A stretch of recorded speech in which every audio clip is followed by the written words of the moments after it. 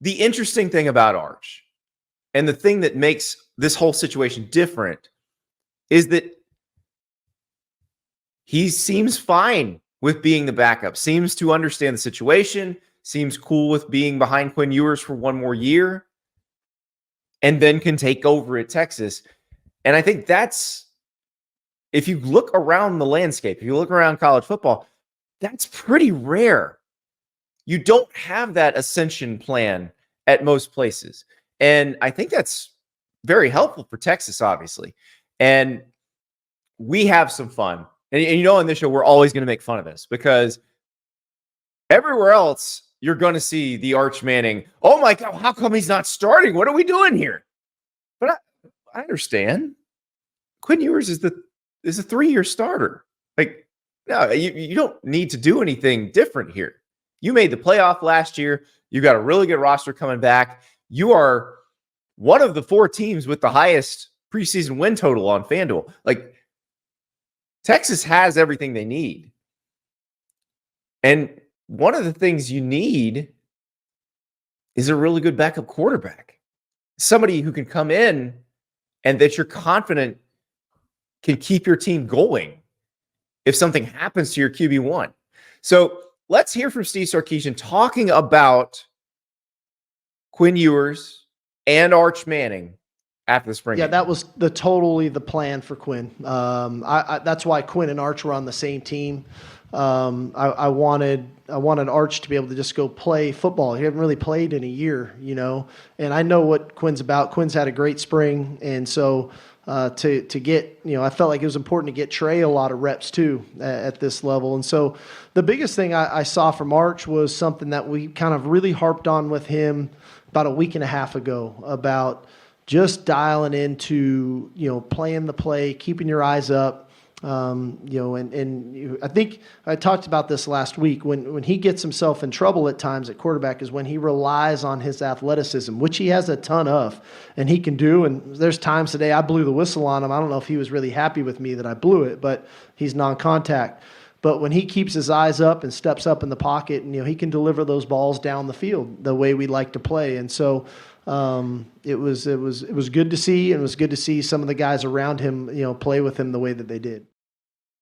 The reference to Trey is Trey Owens, the quarterback who's behind Arch Manning, who also had a really good day. He was 14 of 21 for 228 yards and 3 TDs.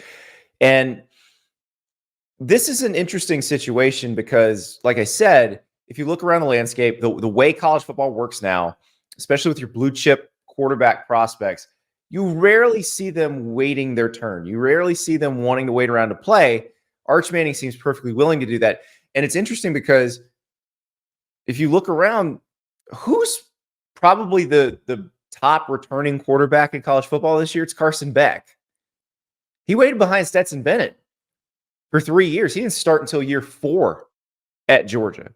So there is value in that. It's not for everybody. There are guys who come in completely ready to play, and that's fine, and they're the best quarterback on campus when they get there. Do you want to watch Texas play Michigan at the Big House? I know what you're saying. That game sold out, Andy. How would I do that? You would download the Game Time app. You would type in Michigan football. You would select Texas at Michigan. All of a sudden, a whole bunch of tickets for that game would pop up, including the view that you would have from that particular seat. That's how Game Time works. The best source for last-minute tickets, for tickets to things that you thought you couldn't get tickets to. There are so many things on Game Time, so many ways to use it, so many ways to say, I got this ticket that nobody else could get. That's what you do. I was looking at Luke Combs tickets. You want to see Luke Combs at Penn State's Beaver Stadium? Like, you want to see him in State College? You can get in for as little as $67 right now. Unbelievable. But yeah, if you want tickets to that Texas-Michigan game, they're not impossible to get. You can get them on Game Time. And if you use the code STAPLES, you get $20 off your first purchase. So use that code STAPLES, $20 off your first purchase. Download the Game Time app for the best last-minute tickets, easiest process, guaranteed. It doesn't matter if it's a sporting event, a concert, comedy show, they got the tickets. So go to Game Time and use that code STAPLES for $20 off your first purchase. But there's also value in developing and being ready when you get put in, because I think that's the big fear among coaches, is putting somebody in before they're absolutely ready.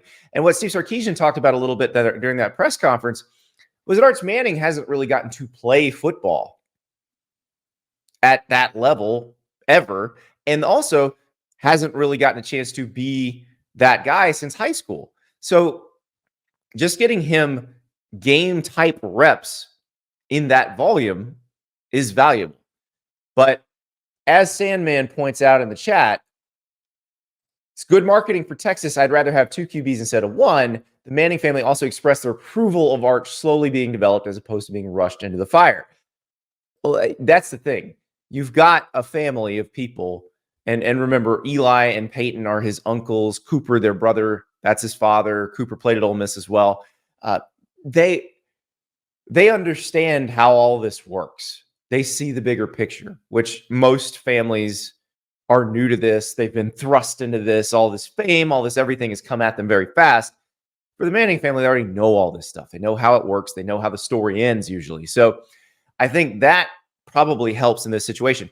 But even more so, having a very good backup quarterback in this particular day and age of college football, I think it's become even more critical. We've pointed out multiple times on this show that Quinn Ewers has not made it fully through the 2 seasons he's been the starter.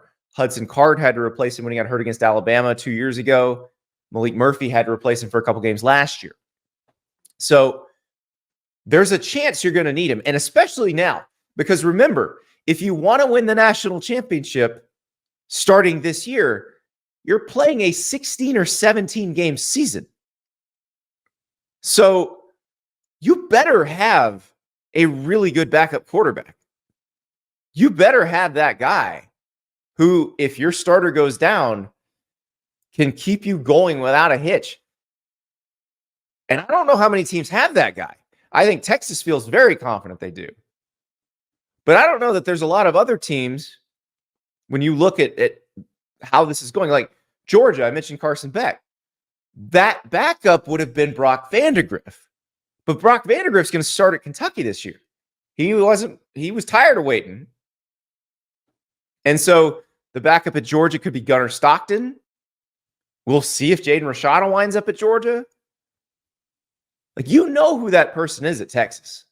And I think that's a pretty big thing. That's something that they have that not a lot of other teams are going to have, and it's very valuable. But we do appreciate all the PT for Arch Manning for the sake of us who make shows in April, who would like people to watch them. Because when Arch Manning's involved, people want to watch. People want to read. People are very interested.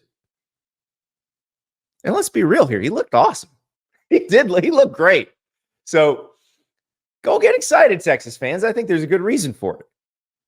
But get excited because you have a situation that I would say 95% of the other teams in the FBS wish they had. That's why you should be excited. Thank you so much for watching. Just a reminder, subscribe to this channel right here so you never miss an episode of Andy Staples On 3. And oh, by the way, watch all the other great videos on the On3 Sports YouTube channel.